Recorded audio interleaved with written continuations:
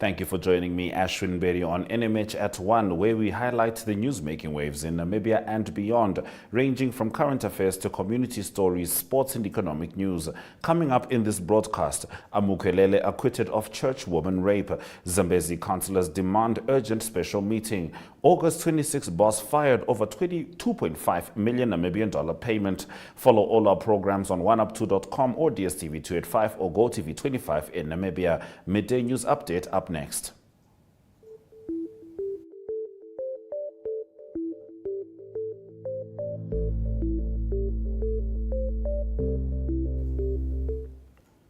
The city of Windhoek this morning commenced with the electrification of informal settlements in Havana Extension 6 and 7. Windhoek Mayor Joseph Wapingene revealed that to date, approximately 3,515 service connections have been completed.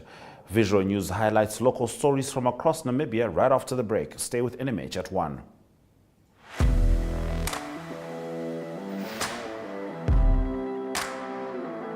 Hello and welcome to today's Sports Rep Show. I am your host, Jesse Jackson Kauraifa.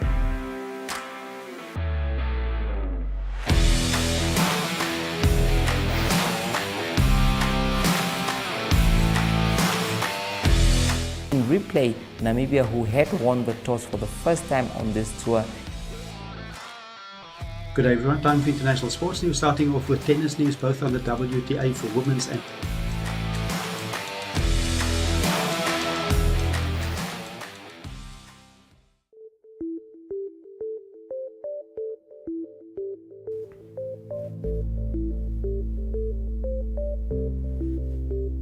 The municipality of Walvis Bay hosted a stakeholder engagement to discuss issues pertaining to the local economic development strategy implementation plan.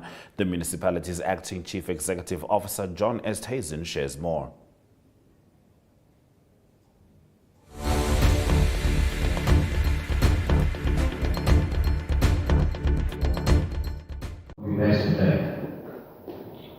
So with that protocol being observed, thank you very much, ladies and gentlemen, that you are joining us this morning. Just a few words to give us some background in terms of what we are doing or trying to achieve today at this venue. So now the pursuit of sustainable and resilient economic development, the Municipal Council of Walvis Bay has strategically positioned itself with a clear objective in its 21-25 strategic plan. And it is as follows: create a conducive business environment, incorporating an enhanced service delivery strategy to attract investors and foster economic and employment opportunities. This vision has led to the formulation of the Walvis Bay Local Economic Development Strategy for 2023-28. While our economy has thrived in fishing, tourism, and logistics for the past 3 decades, changing dynamics call for a transformation to maintain our balance, relevance on a global scale.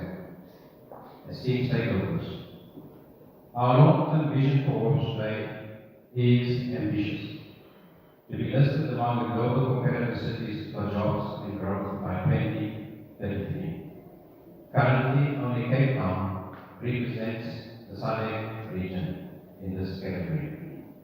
Achieving this status demands a collective effort from the Council and all of you here, present and not present, which we see as our valued stakeholders and development partners. We must provide high-quality infrastructure, both physical as well as institutional, to foster economic growth through accommodation effects, cultural vibrancy, and through environmental competitiveness, transcending merely economic considerations. This endeavour requires a synchronized approach to planning and continuous environmental assessment to address the following crucial questions. How is our town performing? What potential does our town hold? And how can we effectively organize and implement interventions, either independently or in collaboration with partners, to facilitate economic development. Today's date signifies our initial step in addressing these political questions, marking the commencement of the crafting of the local economic development plan. This plan, once realized, will propel us toward achieving the LED primary objective, namely enhancing the town's competitiveness on a global scale.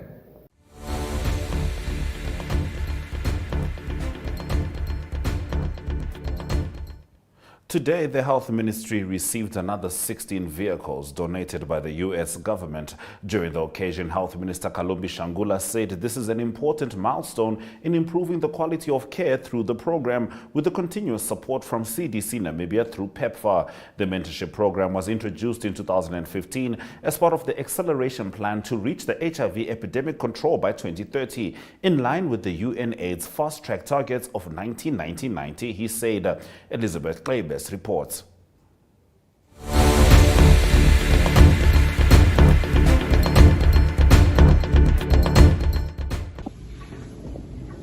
Members of the media,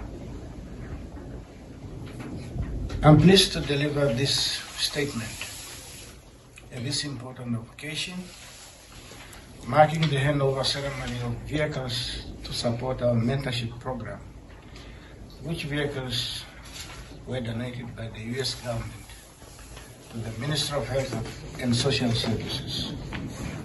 This is a very important milestone in our shared commitment to continue improving the quality of care through the mentorship program, through the continued support from CDC Namibia through PEPFAR. The mentorship program was introduced in 2015 as part of the acceleration plan to reach the HIV epidemic control by 2030, in line with UNAIDS fast-track targets of 90-90-90. Clinical mentors recruited with funding from CDC provide support to healthcare workers involved in the national HIV response. They are experienced clinician trainers and carry out activities such as on-site training and consultations on complex cases, support and enhance high-level problem-solving, diagnosis and decision-making skills, lead case discussions, and address issue of quality assurance and continuing education.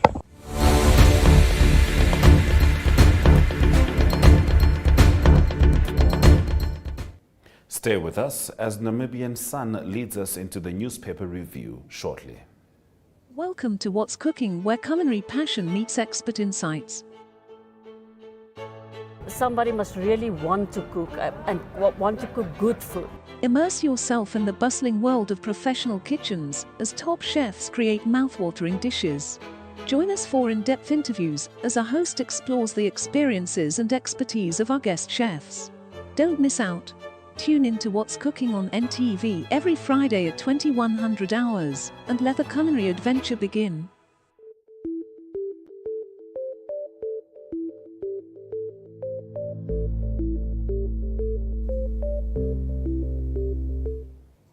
Namibian Sun reports that a woman who accused Windhoek City Police official Fabian Amukwelele of raping her had told him that she mentors young girls from her church not to participate in sexual relations before marriage, and therefore her reputation would be ruined by her pregnancy.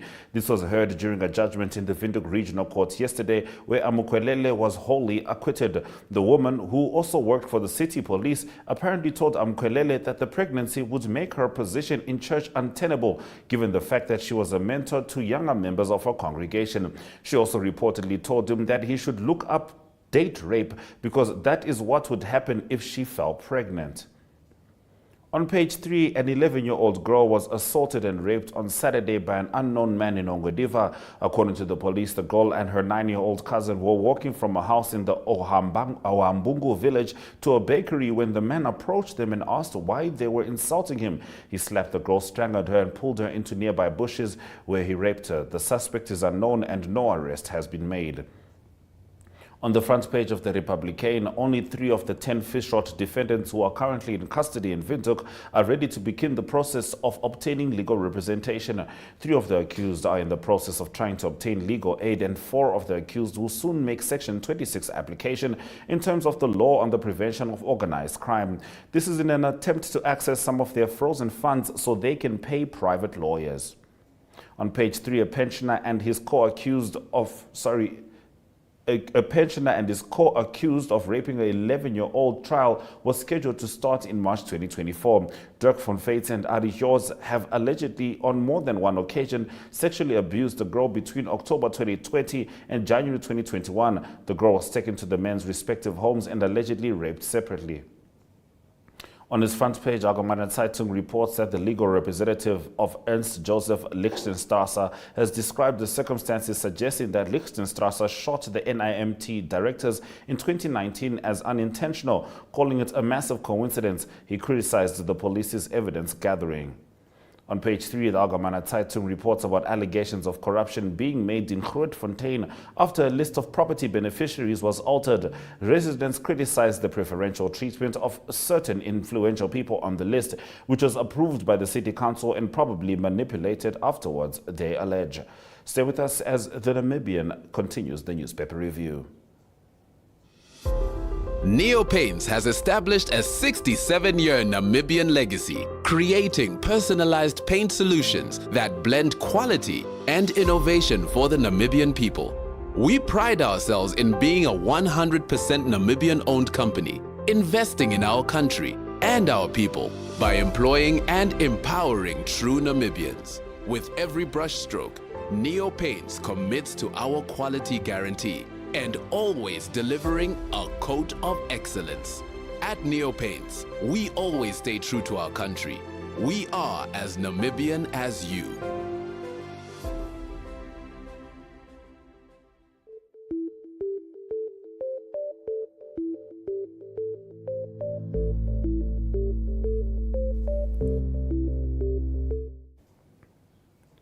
The Namibian reports that the military-owned August 26 Logistics Board has fired Managing Director Salashiyo Ntinda over lending a private company 2.5 million Namibian dollars, which the company promised to repay but never did.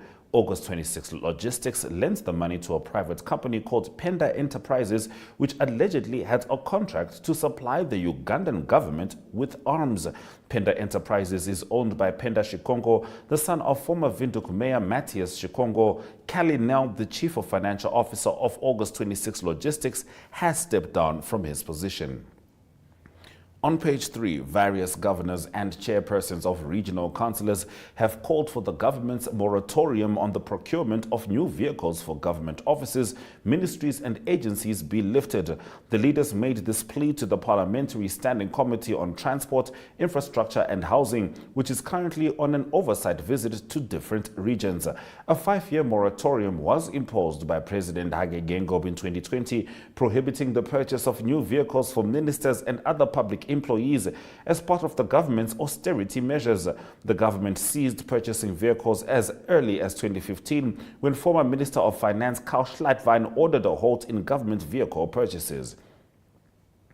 The New Era's lead story reports that some Zambezi regional councillors have petitioned letters to Management Committee Chairperson Warden Simushi to call an urgent council meeting following the arrest of 6 senior officials. This comes after the 6 suspects appeared on the Katima Mulilo Magistrates Court last week regarding the fraud case involving more than 4 million Namibian dollars that disappeared at the Zambezi Regional Council. They made their first appearance in court after their arrest last week on charges of corruptly using their position or office for gratification. All suspects paid bail of 50,000 Namibian dollars and they have since resumed work this week. On page 3, the mother of a 12-year-old boy, Sarafina Ngikongwa, was admitted to the Enana hospital with high blood pressure. Emmanuel Haimbondi was a grade 6 learner who committed suicide at Otunganga village after he was accused of deleting his father's WhatsApp from his phone. When New Era paid Ngikongwa a visit at the hospital yesterday, she said that this is the second child she has lost after he was involved in an accident in his father's car.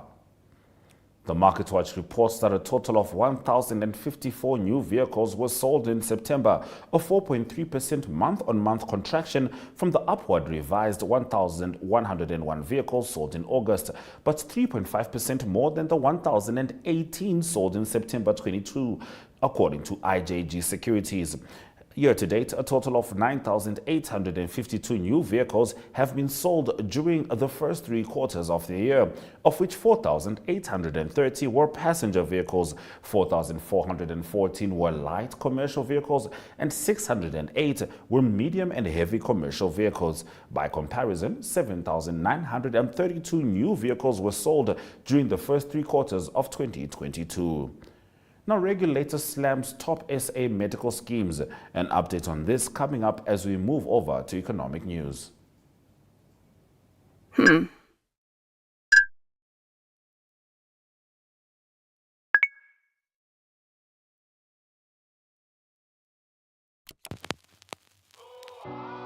E-Ticket, your online ticket solution for events and event marketing, bringing you ease of mind and making sure that your event gets out there.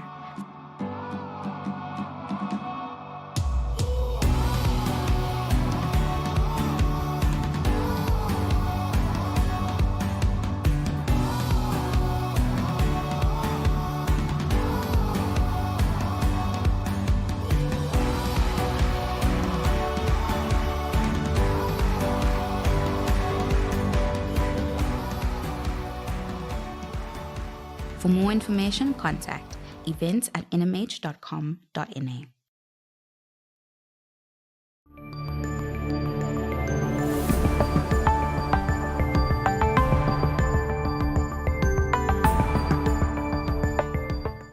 Multinational companies Sasol, BMW and Anglo-American signed a new agreement related to their work on the use of green hydrogen in transport. Green hydrogen is produced when water is spilled into oxygen and hydrogen powered by renewable energy like wind or solar. The green hydrogen is then considered a low-carbon energy source compared to fossil fuels like coal or oil.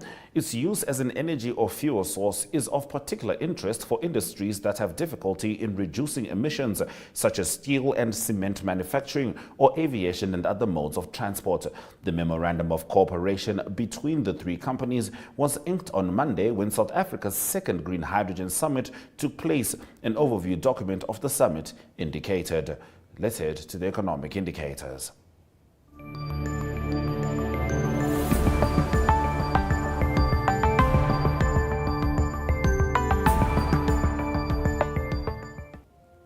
The Namibian dollar trades at 18.81 next to the US dollar, with 22.85 Namibian dollars getting you 1 British pound.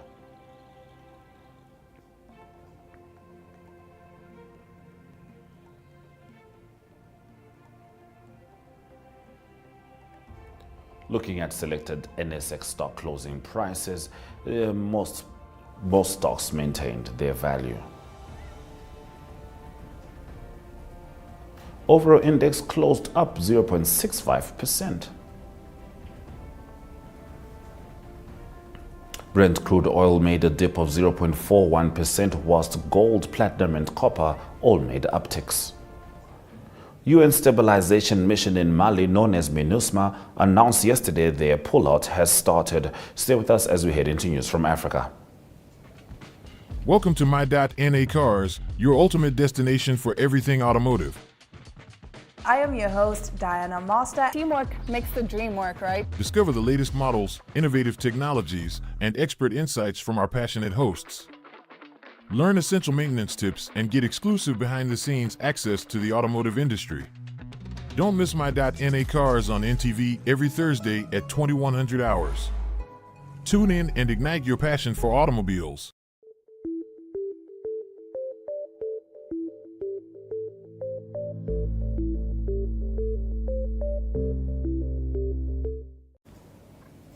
The UN stabilization mission in Mali, known as MINUSMA, announced yesterday their pullout has started from 2 camps in the 10th Kidal region. The peacekeeping mission kicked off its withdrawal from Mali's northern region with the Tessalit and Aguelhok camps. Anticipating the UN disengagement, the Malian army landed 2 aircraft at one of the campsites at Tessalit. The army said the aircraft came under fire from rebels during the landing. It posted on social media that a single plane came under fire, but managed to land and leave without too much difficulty after enemy positions were neutralized by the Air Force. The UN peacekeepers cited the shooting as illustrating the rapid deterioration in security conditions for the lives of hundreds of its soldiers. The MINUSMA has transferred 4 camps to Malian authorities since August. However, it is the withdrawal from camps in the region of Kidal and in the eponymous city, which is the fief of separatist fighters, that could be the most sensitive. The UN withdrawal from northern Mali is supposed to end by December 31 after 10 years of presence. Stay with us as we head into international news. Welcome to What's Cooking, where culinary passion meets expert insights. Somebody must really want to cook and want to cook good food. Immerse yourself in the bustling world of professional kitchens as top chefs create mouthwatering dishes. Join us for in-depth interviews as our host explores the experiences and expertise of our guest chefs. Don't miss out. Tune in to What's Cooking on NTV every Friday at 2100 hours and let the culinary adventure begin. Neo Paints has established a 67-year Namibian legacy, creating personalized paint solutions that blend quality and innovation for the Namibian people. We pride ourselves in being a 100% Namibian-owned company, investing in our country and our people by employing and empowering true Namibians. With every brushstroke, Neo Paints commits to our quality guarantee and always delivering a coat of excellence.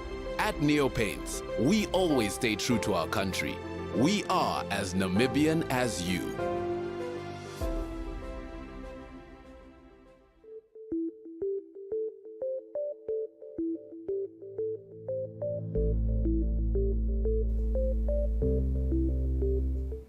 Max Malka, owner of the Monterey Paris Sud Hotel, says a fortnight ago they had a detection of a bedbug. His is one of many firms seeking solutions amid a rise in reported outbreaks in France and the UK. And firms are turning to tech, both old and new, to catch outbreaks early, which is vital to stopping the spread. There is growing public concern about the insects, with hotels, transport companies and local government all facing inquiries about the issue. Pest control company Rentokil said it saw a 65% jump in cases of bedbugs in the UK in the second quarter of 2023 compared with a year later. The Luton Council issued guidance to residents this week on how to handle an outbreak after dealing with an alarming number of calls about bedbugs. He paid a pest control firm €1,500 to eradicate the bugs before they spread. This was after he invested in a new kind of monitoring technology developed by a UK startup called Spotter. It has enabled him to detect his case of bedbugs early. He is so proud of his system that he has stickers in his hotel telling customers it is in place for their reassurance. We talk brave warriors as we head into local sport.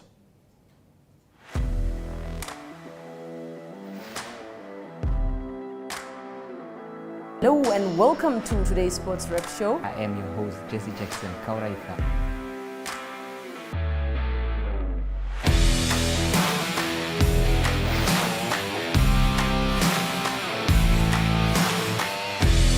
In replay, Namibia, who had won the toss for the first time on this tour.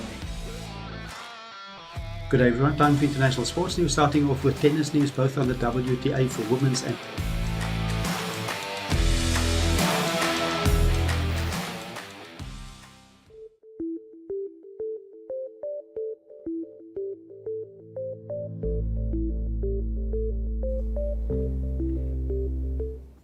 Namibia's brave warriors need close to $3.5 million Namibian dollars per international friendly match in preparation for the Africa Cup of Nations, which is slated for January, Namibia Football Association Acting Secretary General Jochen Trout has confirmed.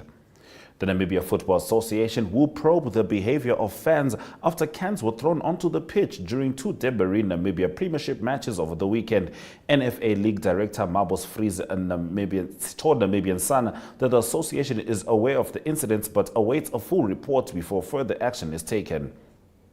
The 2023 Nedbank Desert Dash was launched today at the bank's headquarters in Windhoek. The event will take place on 8 December with cyclists taking on the Namib Desert in an attempt to be crowned champions of one of the hardest and longest cycling competitions in the world.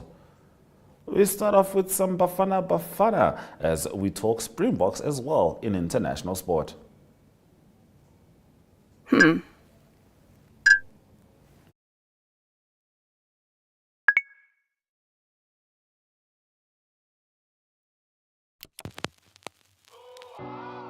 E-Ticket, your online ticket solution for events and event marketing, bringing you ease of mind and making sure that your event gets out there.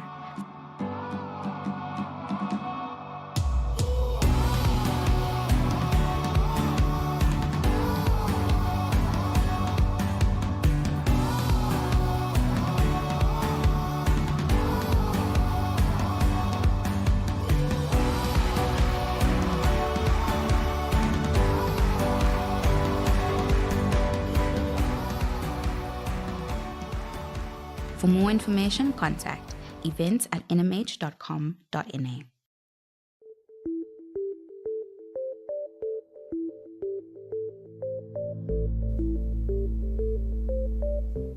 Bafana coach Hugo Broos hopes a little of the Springbok stardust will rub off on his players when they face Ivory Coast in a high-profile friendly match in Abidjan tonight. A depleted Mamelodi Sundowns will visit TS Galaxy for their Carling knockout first-round fixture on Wednesday, without several of their leading stars who will still be wending their way back from national team duty. Now, Australia head coach Eddie Jones today denied a rumored shift to Japan, pledging to stick with struggling Wallabies following a disastrous Rugby World Cup campaign. If you're just joining us, this is NMH at 1, and we'll get into the highlights from today's broadcast right after this.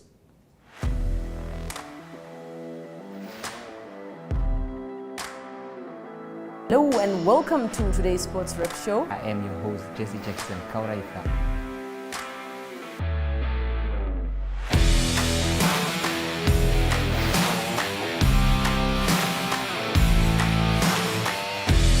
In replay, Namibia, who had won the toss for the first time on this tour.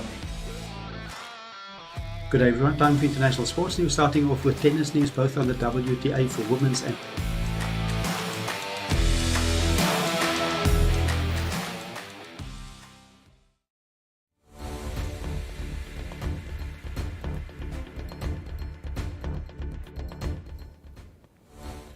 Looking at the highlights from this afternoon's broadcast, the UN stabilization mission in Mali, known as MINUSMA, announced yesterday their pullout has started from two camps in the tense Kidal region.